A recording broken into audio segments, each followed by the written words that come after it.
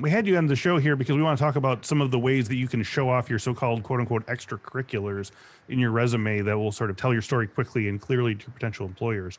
A good place to start with your ideas is, looking specifically you, Jonathan, at your very well utilized LinkedIn profile.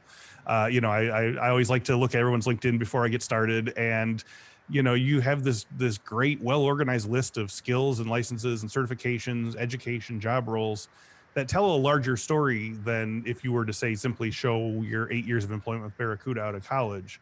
So I want to start with conceptualizing your resume or your profile. What's the first step in taking an assessment of your accomplishments, especially those that would be attractive to a potential employer? And do you have any tips for what to include or what to leave off or how to order them into telling your personal story? Yes. I'd say first off is listing everything. Like, you want to know what you're dealing with, and then from there you can look at like what do you think will be most impactful, or maybe there's a lot of things that can be condensed into a larger picture, like they're all somewhat related, and you can say, well, instead of I did this little project and this little project and this little project, you're like, I've worked on several projects. And then that becomes a more effective bullet point, I think, and then like listing everything, and then they get overwhelmed. You can say, well, I worked on 10 projects, and they're like, oh, okay, wow. Yeah. That one data point sort of tells them that you have this sort of like long-term commitment to this one particular type of project. Yeah. I think it's also about, because you're going to be, learning and adding to your resume over time. Yep. Work with what you have and then replace it, as you go along. Like most of the, like certificates and stuff on there on my LinkedIn personally are like Coursera courses that I took when they were starting out. Yep. And you get a certificate at the end. But I mean, if I went out and got a cybersecurity certificate, I would probably, condense those down into like a smaller point and then emphasize more the certification.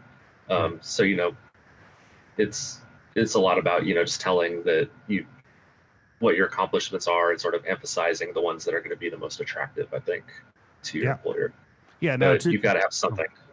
Yeah, well, to that point, that a lot of times I get the sense that people don't have something. So the next step after taking such a skills background assessment for some of our listeners is maybe realizing that they still don't have a lot of projects or skills or other points in the map that they can show off.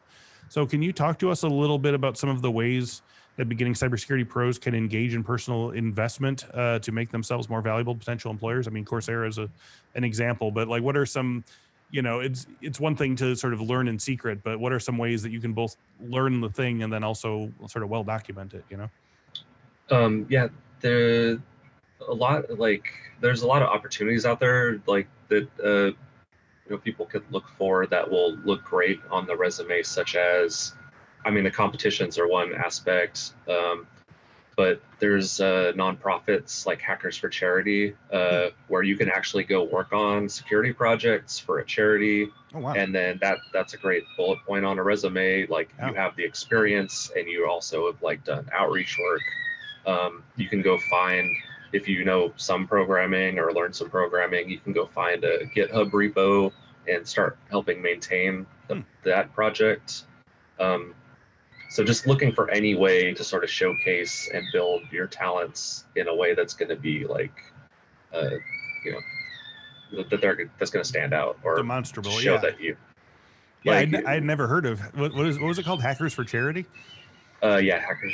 They might have changed their name, but it definitely was called Hackers for Charity. Wow. Last time. It's like Habitat for Humanity, but for cybersecurity people. Yeah, and it's a great organization. Like they'll help out a lot of other nonprofits that need security work. Okay. Whether that's incidents or just building up security. Mm-hmm. Okay. New episodes of the CyberWork podcast are available every Monday at 1 p.m. Central. And don't forget to check out our hands-on training series, CyberWork Applied. Each week, expert Infosec instructors teach you a new cybersecurity skill and show you how that skill applies to real-world scenarios. Go to infosecinstitute.com/learn to stay up to date on all things CyberWork.